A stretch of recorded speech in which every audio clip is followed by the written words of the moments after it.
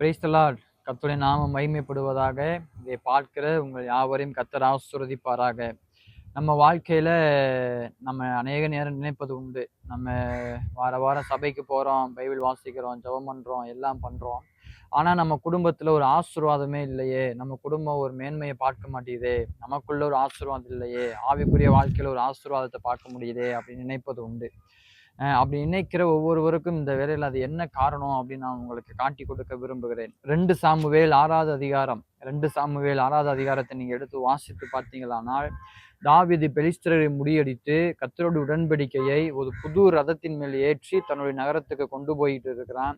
அப்படி கொண்டு போகும்பொழுது ஒரு குறிப்பிட்ட இடம் வந்தோடனே ரதத்துல பூட்டப்பட்டிருந்த மாடு பயந்து பீருண்டு அந்த பெட்டி, உடன்படிக்கை பெட்டி விழுக போகுது. அதை தன் கையில பிடிக்கலாம், அதை தாங்கி பிடிச்சிடலாம் அப்படின்னு ஊசா உடன்பெட்டிக்கு மேல் கையை வைக்கிறான். அந்த கையை வைத்த நிமித்தம் கர்த்தர் ஊசாவை என்ன பண்ணுகிறார்? அடிக்கிறார். ஊசா இறந்து போகிறான்.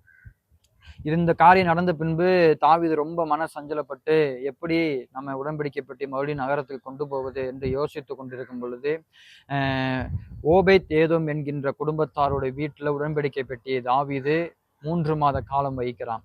கொஞ்சம் நம்ம யோசித்து பார்ப்போம். கொஞ்ச நேரத்துக்கு முன்னாடிதான் அந்த உடன்படிக்கை பெட்டியின் மேல ஊசா கை வைக்கிறான். கர்த்தருக்கு கோபம் ஊசாவை அடிக்கிறார். அப்ப அங்க இருந்த ஜனங்கள் என்ன பண்ணுவாங்க அப்படின்னா, இப்பதான் ஒருத்தவனை கர்த்தர் அடிச்சிருக்கிறார், நாங்க எப்படி இந்த உடன்படிக்கை பெட்டி எங்க வீட்டுக்கு நாங்க கொண்டு வருவோம் அப்படின்னு பயந்திருப்பாங்க அப்படின்னு நான் நினைக்கிறேன். ஆனால் ஓபேத் ஏதோம் வீட்டாரோ அந்த பயத்துக்கு இடம் கொடுக்காம தேவ உடன்படிக்கை என்கின்ற பிரசன்னம், தேவ உடன்படிக்கை என்கின்ற மகிமைக்கு தன்னுடைய வீட்டை திறந்து கொடுத்தபடியினால் ஓபேத் ஏதோம் வீட்டாரை அளவில்லாமல் வீட்டாரை ஆசீர்வதித்தார் என்று வாசிக்கிறோம்.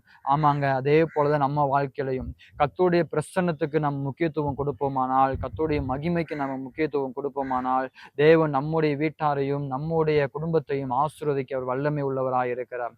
சபையில நம்ம ஆராதனை செய்கிற வேளையில உண்மையாய் தேவருக்கு பயந்து முழு இருதயத்தோடும், முழு ஆத்மாவோடும், முழு பலத்தோடும் தேவ மகிமை நம்மேல் இருக்கிறது என்கின்ற பயத்தோடு ஆராதிப்போமானால், தேவனுடைய ஆசீர்வாதத்தை தேவன் நம் தலையின் மேல் வைக்கிறார், நம்ம வம்சத்தின் மேல் வைக்கிறார், நம்ம தலைமுறைகள் மேல் வைக்கிறார். இதை கேட்கிற நீங்கள் கர்த்தருடைய மகிமைக்கும் கர்த்தருடைய பிரசன்னத்துக்கும் நீங்கள் முக்கியத்துவம் கொடுப்பீர்களானால், தேவன் உங்க குடும்பத்தையும் உங்க பிள்ளைகளையும் உங்கள் சந்ததியும் ஆசீர்வதிக்கிறதுக்கு அவர் வல்லமை உள்ளவராய் இருக்கிறார். ஆமென்.